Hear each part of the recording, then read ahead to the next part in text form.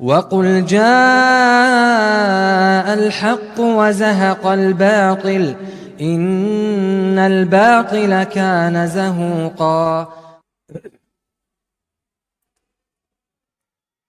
الحمدللہ رب العالمین، والصلاة والسلام علی سید الانبیاء والمرسلین نبینا محمد وعلی آلہ وصحبہ اجمعین، اما بعد۔ رب اشرح لی صدری ویسر لی امری واحلل عقدۃ من لسانی یفقہوا قولی۔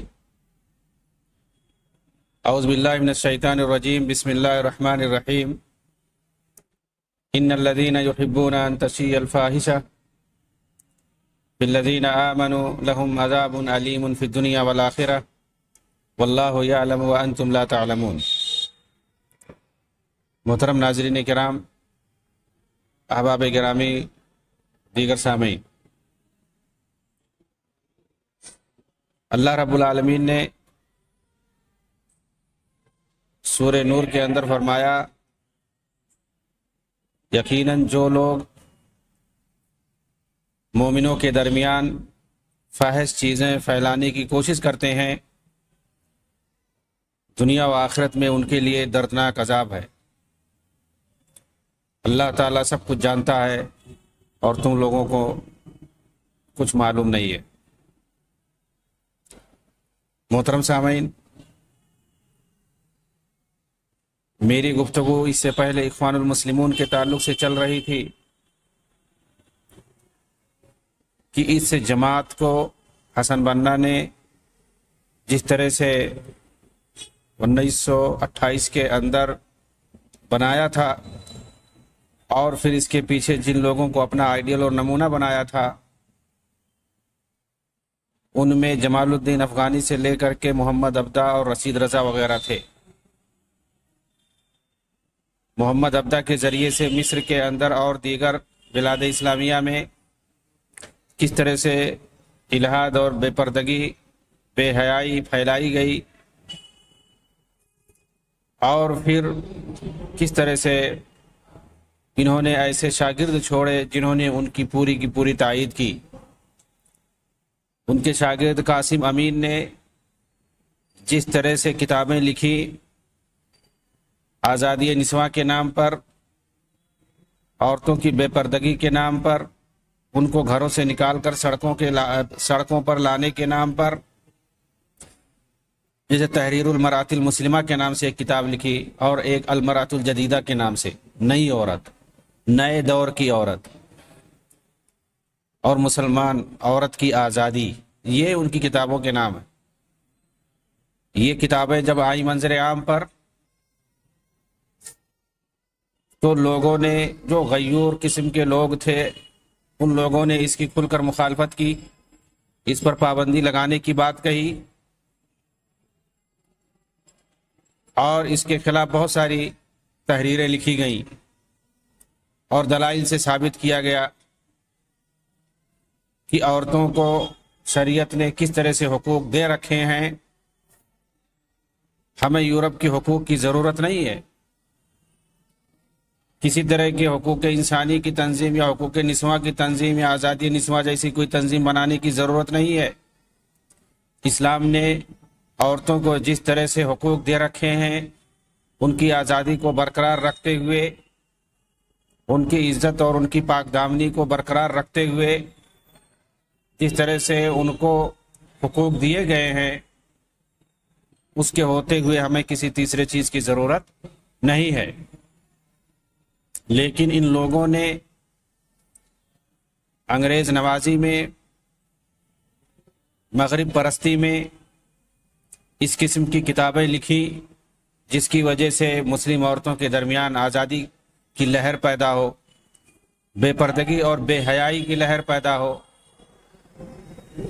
جہاں پر ایک طرف لوگ قاسم امین اور شیخ عبدہ کی کتابوں کا جواب لکھ رہے تھے، اس پر لعن طعن کر رہے تھے، طعن و تشریح کر رہے تھے، ان کی کتابوں پر پابندی لگانے کی بات کر رہے تھے، وہیں دوسری طرف حسن بنا کے استاذ خاص سید رشید رضا ان کتابوں کا دفاع کر رہے تھے۔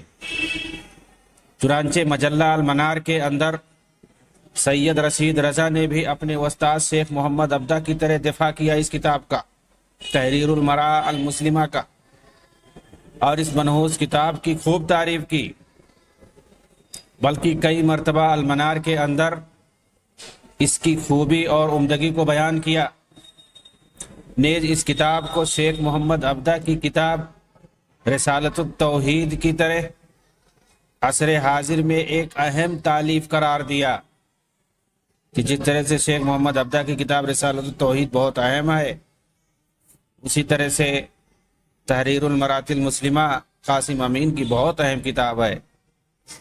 بطور خاص المنار کی شمارہ نمبر 15 جولائی اور اگست 1899 میں آپ اسے دیکھ سکتے ہیں کہ کس طرح سے اس منحوس کتاب کا انہوں نے دفاع کیا اور اسے ایک اہم کتاب قرار دیا وقت حاضر کا۔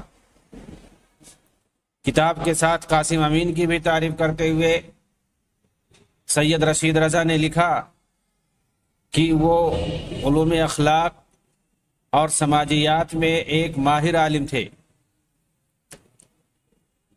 جو اخلاقیات اور سماجیات میں ماہر ہوگا وہ اس طرح کی بے حیائی پر مشتمل کتاب تحریر کرے گا؟ کیا کوئی ایسا سوچ سکتا ہے؟ یہ چیز انہوں نے کہی ہے سید رشید رضا نے اپنے استاد محمد ابدا کی سوانح کی کتاب میں جو لکھی ہے 2 جلد کے اندر، تاریخ الاستاذ الامام، اس کے اندر انہوں نے کہی ہے۔ ایک بار شیخ محمد ابدا کے مخالفین نے اس کتاب کے بارے میں ایک کھلا سوال لکھا۔ یہ جو تحریر المراۃ المسلمہ ہے، اس کو گرچہ اس پر نام لکھا ہوا ہے قاسم امین کا، لیکن یہ جو مشہور ہے کہ محمد ابدا کی کتاب ہے، یہ اس لیے کہ سارے مضامین انہی کے ہیں اور ان کے بارے میں آتا ہے کہ انہوں نے نظر ثانی بھی کیا، اسی لیے سب لوگ شیخ محمد ابدا کی طرف اس کتاب کی نسبت کرتے ہیں، گرچہ قاسم امین کا نام اس پر لکھا ہوا۔ چنانچہ ایک بار شیخ محمد ابدا سے اس کتاب کے بارے میں کھلا سوال کیا گیا، حجاب کے تعلق سے، عورت کے پردے کے تعلق سے، جو کچھ اس کتاب میں لکھا گیا ہے کیا شریعت اس کی اجازت دیتی ہے؟ یہ سوال کیا گیا کہ اس کتاب کے اندر عورت کے پردے کے تعلق سے جو کچھ لکھا گیا ہے کہ عورت کو کس طرح سے رہنا چاہیے، کس طرح نہیں رہنا چاہیے، جو کچھ اس کے اندر لکھا گیا ہے کیا شریعت اس کی اجازت دیتی ہے؟ کیا یہ صحیح ہے؟ اس سوال کو جمہور کی طرف سے، مصری عوام کی طرف سے شیخ محمد ابدا کے نام لکھا گیا، جو کہ اس وقت کے مفتی عام تھے۔ ظاہر سی بات ہے، مفتی عام تھے، ان سے سوال کرنا بجا تھا لوگوں کا، اور اسے ایک کتابچے کی شکل دے دی گئی،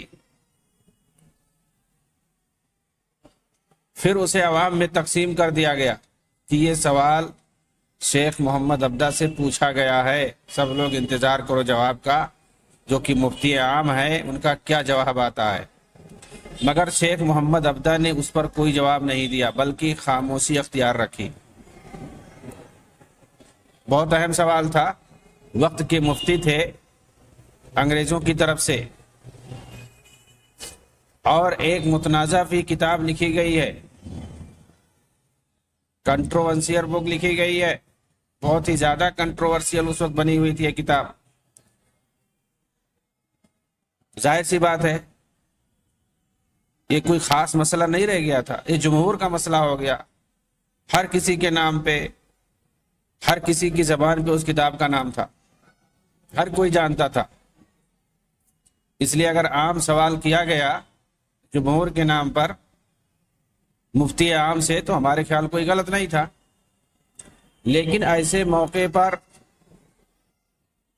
کہ جس وقت پوری عوام اس کتاب کے خلاف تھی اور اس کے تعلق سے شیخ محمد ابدا جو مصر کے مفتی عام تھے ان سے فتویٰ طلب کر رہی تھی، اس وقت سید رشید رضا نے شیخ محمد عبدہ کا دفاع کرتے ہوئے لکھا تھا.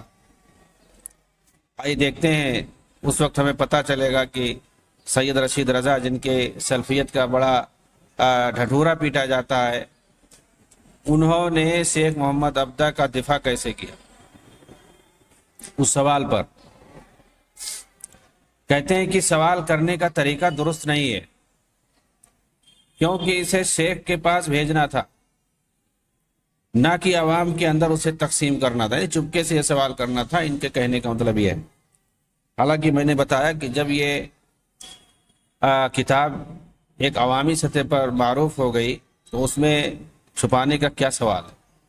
اور اگر پبلک نے یا اگر جو ہے کھلا سوال کیا گیا تو ان کو کھلا جواب دینے میں کیا حرج ہے.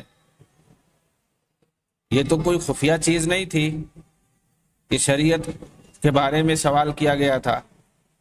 سب کو معلوم ہو جاتا کہ اس کتاب کا محتوا صحیح ہے یا غلط ہے، اس کتاب کو پڑھنا چاہیے یا نہیں پڑھنا چاہیے.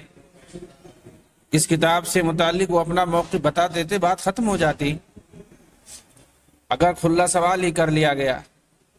لیکن انہوں نے کہا کہ یہ طریقہ صحیح نہیں تھا، لوگوں نے غلط کیا اس طرح سے سوال کر کے ہمارے شیخ سے.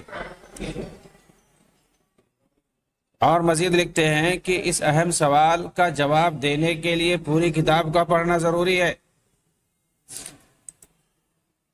جبکہ شیخ اس وقت بہت ہی مشغول ہے، ان کے ذمہ بہت سارے کام ہیں. کتاب کے بارے میں ٹھیک ہے، کتاب ہے 250-300 صفحے کی، پڑھنے میں ٹائم لگے گا، لیکن مفتی عام ہے. جب مصری عوام کی طرف سے کھلا سوال کیا گیا تو اس کے محتوا کو، اس کے مضامین کو پڑھ کر کے اس کا جواب دینے میں کیا حرج ہے. ٹھیک ہے، کتاب کو پورا پڑھنا پڑتا، وقت لگتا، تو وعدہ کرتے کہ میں فوری طور پہ جواب نہیں دے پاؤں گا، ٹائم لگے گا، کتاب پڑھ لوں گا اس کے بعد جواب دے دوں گا. خاموشی آخر کیوں رہی؟ اور انہوں نے یہ کیوں نہیں جواب دیا کہ ابھی ان کو ٹائم لگے گا، پڑھ لیں گے پھر جواب دیں گے. اور آگے کہتے ہیں کہ اگر مان لیں کہ کتاب صحیح نہیں ہے، ایسی صورت میں فتویٰ بھی اسی کے مطابق ہوگا. یعنی جس طرح وہ کتاب اگر نقصان دہ ہوئی تو فتویٰ بھی نقصان دہ ہوگا، اور اس نقصان کا پرچار بھی ہوگا. تو یہ نقصان کا پرچار کرنا مناسب نہیں ہے. دیکھیے کس طرح کی دور کی کوڑی لا رہے ہیں. یعنی غلط ثابت کرنے کے لیے کہ لوگوں کو ایسا نہیں کرنا چاہیے، اور اس سے ان کے شیخ کی کرکری ہوئی، ان کی بدنامی ہوئی. کہہ رہے ہیں اگر کتاب غلط ہے تو فتویٰ بھی غلط ہوگا، کتاب نقصان دہ ہے تو فتویٰ بھی نقصان دہ ہوگا. یعنی یہ اپنی طرف سے فرض کر رہے ہیں. کتاب اگر غلط ہے تو فتویٰ دینا کیوں غلط ہوگا بھائی؟ اور اگر کتاب نقصان دہ ہے تو فتویٰ کیوں نقصان دہ ہو جائے گا؟ کتاب اگر نقصان دہ ہے، غلط ہے، اس سے سماج پہ غلط اثر پڑ رہا ہے، اس سے نقصان ہے، تو ظاہر سی بات ہے فتویٰ جتنے جلدی آ جائے گا تو فتویٰ سے نقصان کیسے ہو پائے گا؟ فتویٰ دینے سے تو ظاہر سی بات ہے لوگوں کی الجھنیں ختم ہو جائیں گی، لوگوں کو صحیح موقف معلوم ہو جائے گا. اس لیے کہ مفتی عام ہے، کتاب و سنت کی روشنی میں فتویٰ دیں گے، ان کو اسی لیے بنایا گیا ہے. لیکن اس طرح کی کوڑی لانا کہ فتویٰ دیں گے، اگر کتاب غلط ہے تو فتویٰ بھی غلط ہوگا، کتاب نقصان دہ ہے تو فتویٰ بھی نقصان دہ ہوگا، اور پھر اس کے بعد اس نقصان کا پرچار ہوگا، اور اس طرح نقصان کا پرچار کرنا صحیح نہیں ہے. اس مقدمے کو قائم کر کے یہ عوام کو غلط ثابت کرنا چاہتے ہیں کہ یہ سوال جو کیا گیا پبلک کر کے یہ صحیح نہیں ہے. آگے لکھتے ہیں کہ مفتی چونکہ حکومت کی طرف سے متعین کردہ ہے اور حکومت میں حنفی فقہ کے اعتبار سے فتویٰ دیا جاتا ہے.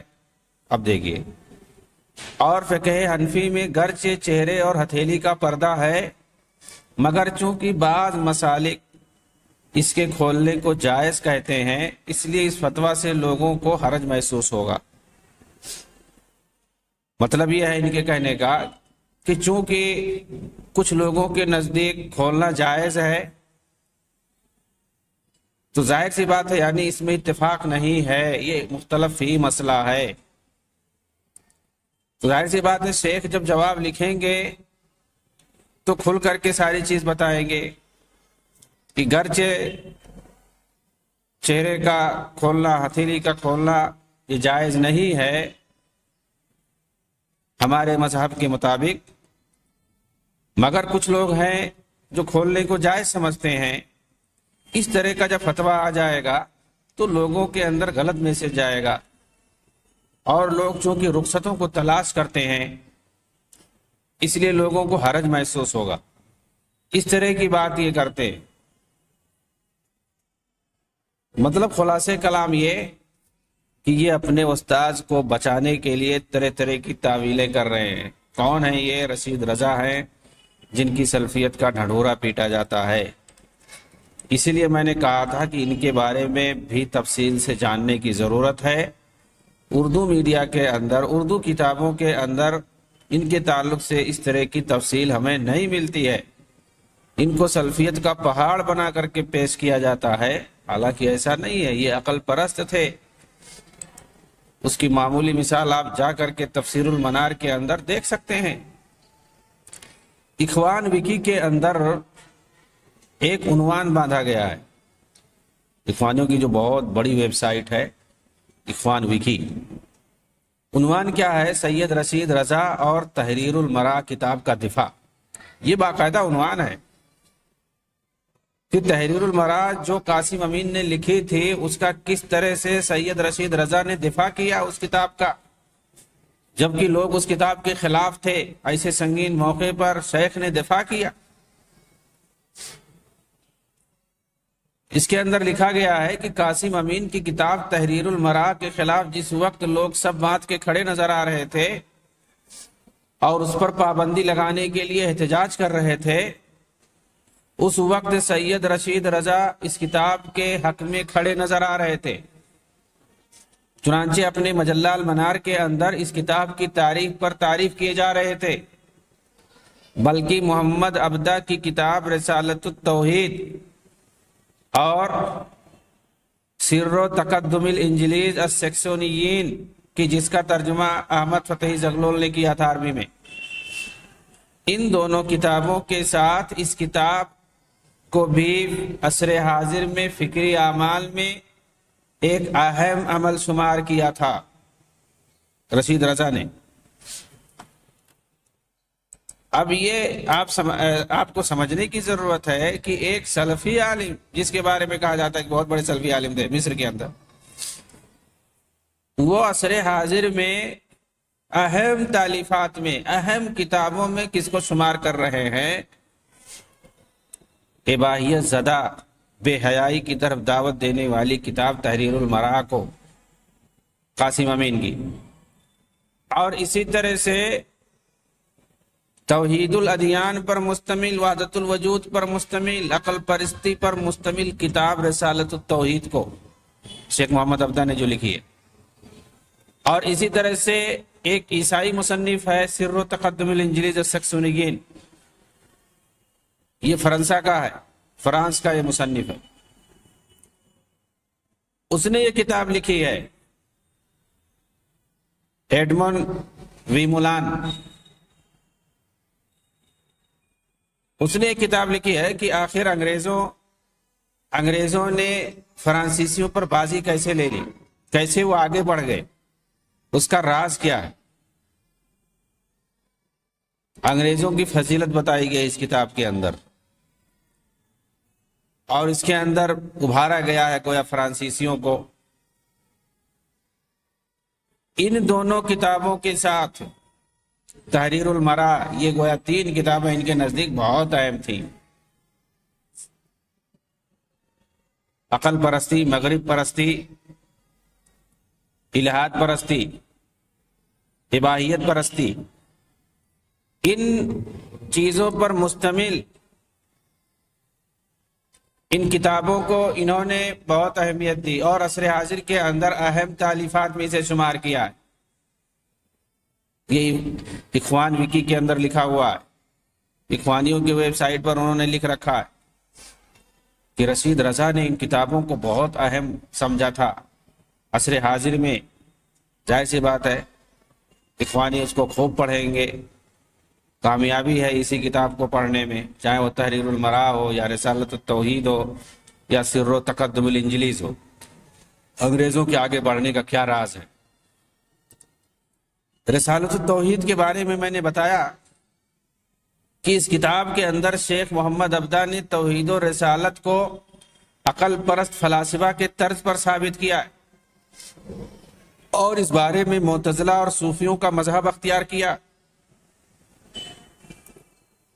اور دوسری کتاب جسے رشید رضا وقت کی بہت ہی اہم کتاب سمجھ رہے ہیں، وہ ایک فرانسیسی مصنف ایڈمون ویمولان کی ہے، جس میں اس نے انگریزوں کے آگے بڑھنے اور ترقی کرنے کے اسرار کو واضح کیا اور فرانس کو اس بات پر آگاہ کیا کہ اگر وہ اپنا تعلیمی اور تربیتی نظام درست نہیں کریں گے تو عربوں کی طرح ہمیشہ کے لیے پیچھے رہیں گے، عربوں کی طرح ہمیشہ کے لیے پیچھے رہیں گے۔ یعنی اس کتاب کے اندر عربوں کی برائی کی گئی ہے، سر و تقدم الانجلیز کے اندر، کہ یورپ والے یعنی انگریز آگے کیسے بڑھ گئے، فرانسیسیوں کو پیچھے چھوڑ دیا انہوں نے۔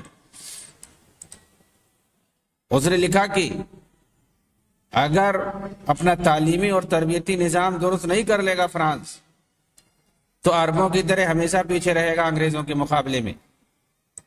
یہ کتاب جس کو سب سے اہم مان رہے تھے کون؟ رشید رضا۔ سید رشید رضا اپنی کتاب نداء للجنس اللطیف کے اندر لکھتے ہیں وَكُلُّ مَا اسْتَحْدَثَهُ النَّاسُ فِي الْمُدْنِ وَالْقُرَى الْكَبِيرَةِ مِنَ الْمُبَالَغَةِ فِي حَجْبِ النِّسَاءِ فَهُوَ مِنْ بَابِ سَدِّ الذَّرِيعَةِ لَا مِنْ اُصُولِ الشَّرِيعَةِ۔ آج کل شہروں میں اور بڑے دیہاتوں میں لوگوں نے سد ذریعہ کے نام پر جس حجاب کو رائج کر رکھا ہے، جس پردے کو رائج کر رکھا ہے، مطلب اشارہ ہے ان کا کہ جو عورتیں اس وقت عام طور سے عموماً چہرے کا پردہ کر رہی ہیں، چہرے کو ڈھکے ہوئے ہیں،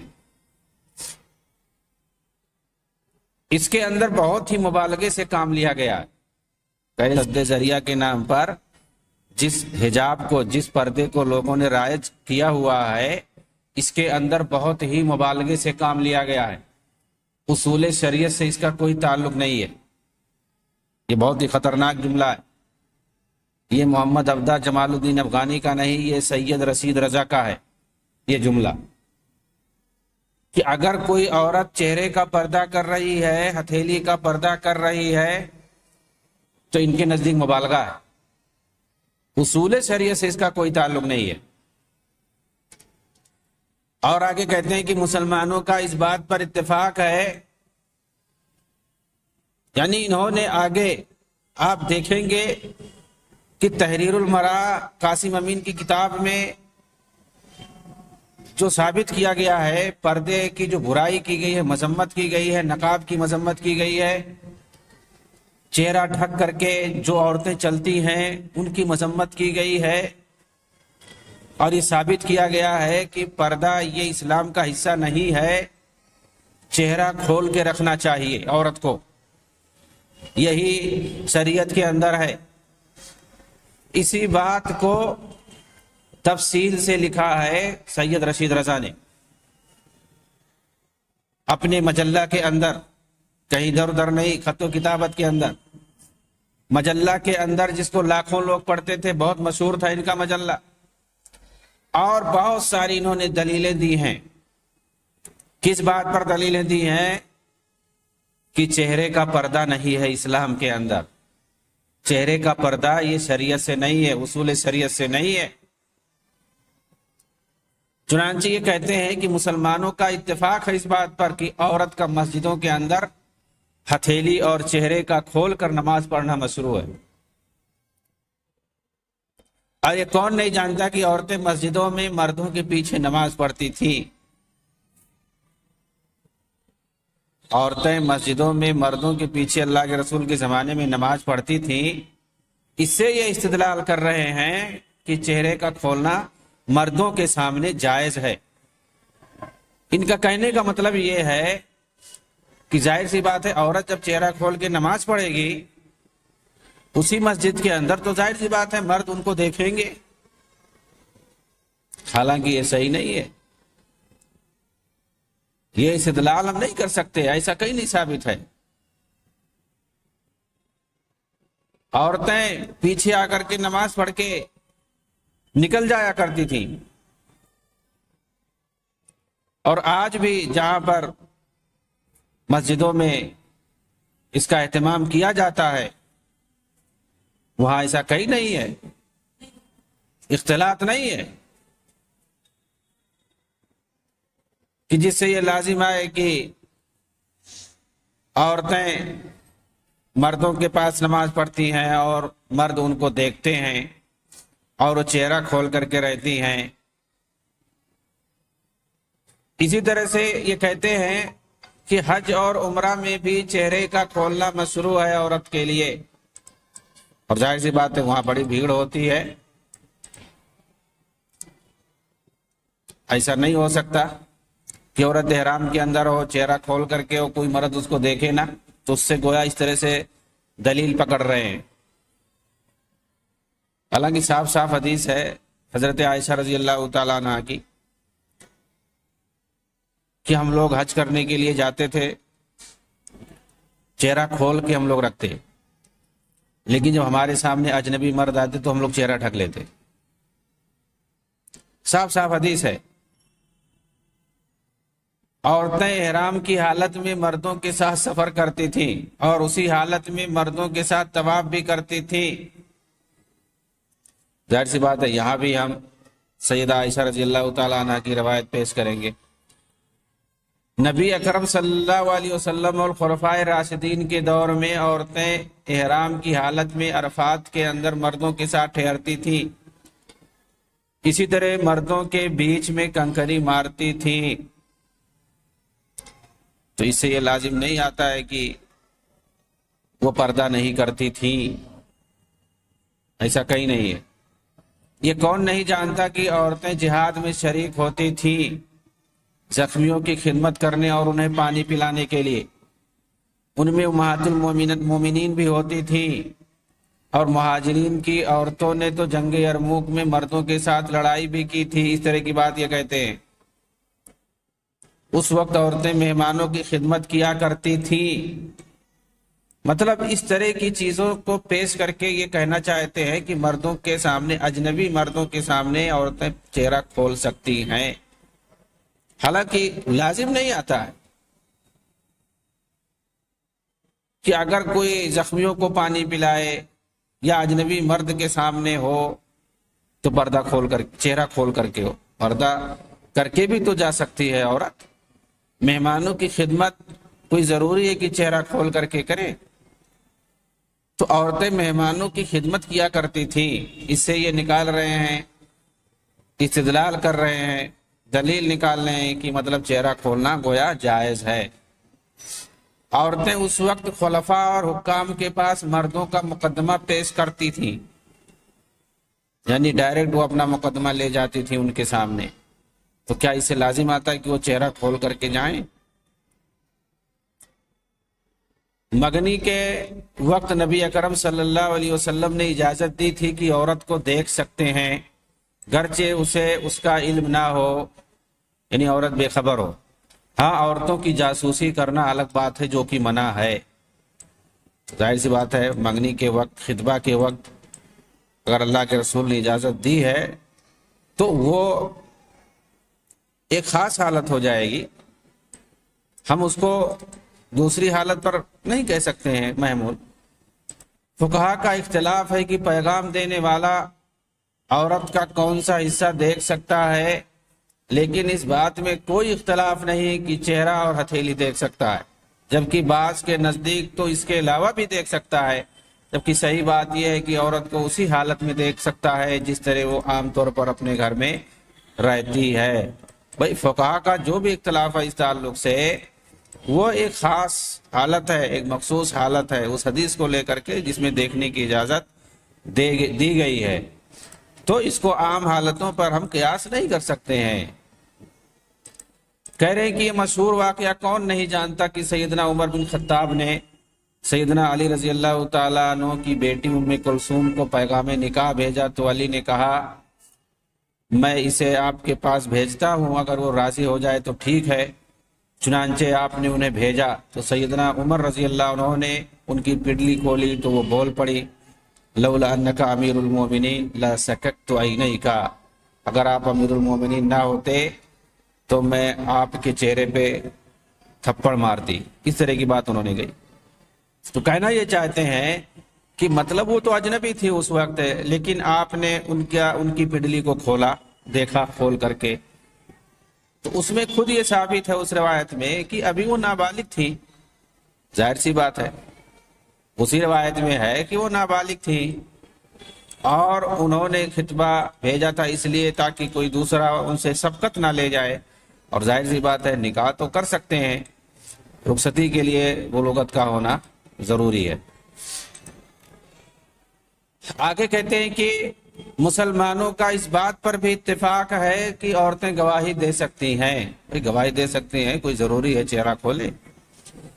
اسی طرح وہ اپنی ملکیت میں آزاد ہیں، بیع و فروخت کر سکتی ہیں۔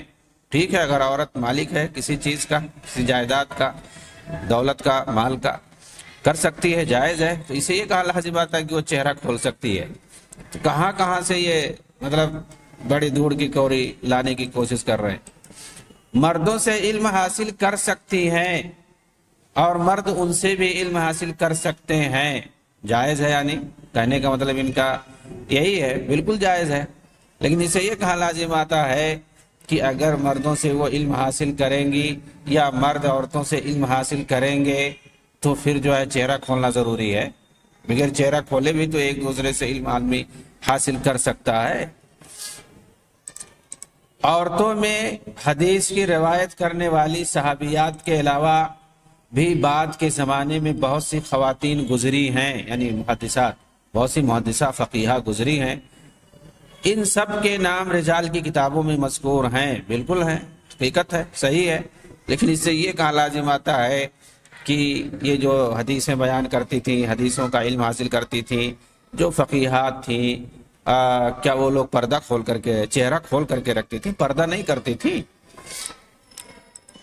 پردے کی آڑ سے بات کرنا، کہہ رہے ہیں یہ کہ پردے کی آڑ سے بات کرنا یہ صرف امہات المومنین کے لیے خاص ہے، جیسا کہ نص صریح ہے۔ آیت کے اندر امہات المومنین کو خطاب کیا گیا ہے کہ کوئی چیز مانگنا ہو اجنبی مردوں سے تو پردے کے آڑ سے مانگا کرو۔ تو یہ کہہ رہے ہیں کہ نص صریح ہے، یہ صرف امہات المومنین کے لیے، نبی صلی اللہ علیہ وسلم کی بیویوں کے لیے خاص ہے۔ اور وہ لوگ غلطی پر ہیں جو کہتے ہیں العبرۃ بعموم اللفظ لا بخصوص السبب، یہ مطلب گرچہ یہ الفاظ خاص ہے واقعے کے لیے لیکن اس کا مفہوم عام ہے سب کے لیے۔ تو کہہ رہے ہیں یہ غلط ہے، لوگوں کی یہ سوچ صحیح نہیں ہے، کیونکہ الفاظ خاص ہیں، عام نہیں ہیں۔ تو اس طرح کی بات، حالانکہ ہر کوئی جو جانتا ہے کہ مطلب گرچہ امہات المومنین کو خطاب ہے یہ، ورنہ اس سے ساری عورتیں مراد ہیں، ایسا نہیں ہے۔ بہت ساری جگہوں پہ اللہ کے رسول کو اللہ نے خطاب کیا ہے اور اس سے مراد سارے لوگ ہیں، آپ کی پوری امت مراد ہے۔ تو یہاں پر بھی یہی ہے کہ اللہ تعالیٰ نے امہات المومنین کو خطاب کیا ہے لیکن اس سے مراد سارے لوگ ہیں۔ مفسرین نے یہی کہا، لیکن یہ کہہ رہے ہیں کہ یہ سب غلطی پہ ہیں، وہاں صرف وہی لوگ مراد ہیں۔ اور یہ کون نہیں جانتا کہ سیبہ عورت خود اپنی شادی کرنے میں آزاد ہے، بلکہ قاضی بھی بن سکتی ہے بعض فقہا کے نزدیک۔ تو اس سے لازم کہاں آتا ہے کہ عورت جو ہے چہرہ کھول سکتی ہے؟ وہ تو چہرہ کھولنا وہ الگ چیز ہے۔ خصمیہ والی روایت کی جس میں فضل ابن عباس اس کی طرف دیکھ رہے تھے اور آپ صلی اللہ علیہ وسلم نے ان کا چہرہ پھیر دیا تھا، اس بات پر دلیل ہے کہ عورت چہرہ کھول سکتی ہے۔ اس خاص واقعے کو یہ دلیل بنا رہے ہیں۔ اس کے بعد کہتے ہیں محقق بات یہی ہے کہ وہ جگہیں جن کی ستر پوشی ضروری ہے ان کے علاوہ، یعنی جسم میں جن کی ستر پوشی، جن کو عورات کہتے ہیں، جن کی ستر پوشی ضروری ہے، جن کو مغلظات کہتے ہیں، ان کے علاوہ مرد عورت ایک دوسرے کو دیکھ سکتے ہیں، دوسری جگہوں کو ان کے نزدیک دیکھ سکتے ہیں۔ جو شرم و حیا والی جگہیں ہیں ان کو چھوڑ کر کے ان کے نزدیک جو کہتے ہیں یہ اپنے اصطلاح میں کہ وہ جگہیں جسم کے وہ حصے جن کی ستر پوشی ضروری ہے۔ ظاہر سی بات ہے ان کی نظر میں جو خاص طور سے جو حیا والی چیزیں ہیں، شرم والی چیزیں ہیں، ان کو صرف ستر پوشی ضروری ہے، باقی دوسری جگہوں کو مرد عورت کا، عورت مرد کا دیکھ سکتا ہے۔ ہاں آگے شرط لگا رہے ہیں، ان لوگوں کی ہر شرط ہی بہت خطرناک ہوتا ہے۔ ہاں اگر یہ دیکھنا شہوت سے ہو تو پھر مکروہ ہے، جیسا کہ یغضوا من ابصارہم کی تفسیر میں نے کہہ دیا ہے۔ اور اگر یہ دیکھنا فتنے کا سبب بن رہا ہو تو پھر حرام ہے، سد ذریعہ کے طور پر، نہ کہ اصل کے اعتبار سے، یعنی اصلاً دیکھنا جائز ہے، ان کے نزدیک اصلاً دیکھنا جائز ہے، یعنی چہرے اور ہتھیلی کے علاوہ بھی دوسری جگہوں کو دیکھنا ان کے نزدیک جائز ہے۔ امام یحییٰ اور بعض فقہائے شیعہ تو شہوت کے ساتھ بھی جائز کہتے ہیں، البتہ بعض فقہاء نے مطلق حرام کہا ہے۔ کچھ لوگ چہرے کے پردے کو واجب کہتے ہیں اور اسی پر عمل بھی ہو رہا ہے، اور حالت یہ ہے کہ کوئی اجنبی مرد کسی بالغ عورت کو نہ تو دیکھ سکتا ہے اور نہ ہی اس سے بات کر سکتا ہے۔ اپنی بات کہہ کر کے، اپنے من موافق دلیلوں کو گھما پھرا کر کے لا کر کے، اب دیکھیے پردہ کو جو لوگ واجب کرتے ہیں، چہرے کا پردہ جو ضروری قرار دیتے ہیں، ان پر یہ کس طرح سے جملے کس رہے ہیں۔ کہہ رہے ہیں کہ کچھ لوگ تو اس کو واجب کہہ رہے ہیں کہ بالغ عورت کو کوئی دیکھ نہیں سکتا ہے، اس سے بات بھی نہیں کر سکتا ہے، حتیٰ کہ پردے کے پیچھے سے بھی نہیں بات کر سکتا ہے۔ کچھ لوگ اتنا مبالغہ کرتے ہیں، کہیں تو مبالغہ اس حد تک ہے کہ عورتوں کا نام تک چھپا لیتے ہیں۔ میرے بعض طلبہ نے بتایا کہ طرابلس الشام کے اندر بعض لوگ اس حد تک سختی کرتے ہیں کہ گھروں کے اندر بھی سر کو ڈھکنے کا حکم دیتے ہیں تاکہ فرشتے نہ دیکھ سکیں۔ اس طرح کی بات یہ کہہ رہے ہیں، جو پردے کو ضروری قرار دیتے ہیں، چہرے کا پردہ ضروری قرار دیتے ہیں، ان کے حق میں اس طرح کی باتیں یہ کہہ رہے ہیں۔ آگے کہہ رہے ہیں جبکہ وہ عورتیں جو دیہاتوں میں رہتی ہیں اور انہی کی تعداد زیادہ ہے مصر میں، انہیں پردے میں اس طرح کا غلو نہیں پایا جاتا، اور انہیں اس طرح کے غلو کا علم ہی نہیں ہے۔ اسی طرح شہروں میں جس قدر بے حیائی عام ہے، وہ بھی اس فتنے سے محفوظ ہیں، فتنوں سے محفوظ ہیں، یعنی پردے کو یہ فتنہ بول رہے ہیں۔ ہاں بہرحال آگے انہوں نے اس طرح کی اور بہت ساری چیزیں کہی ہیں جو ایک سلفی عالم کتاب و سنت کا ماننے والا کبھی نہیں کہہ سکتا ہے، صرف اور صرف عقل پرست ہی کہہ سکتا ہے۔ اللہ تعالی ہم لوگوں کو ان کی عقل پرستیوں سے بچائے، آمین۔ وآخر دعوانا ان الحمدللہ رب العالمین، والسلام علیکم ورحمۃ اللہ وبرکاتہ۔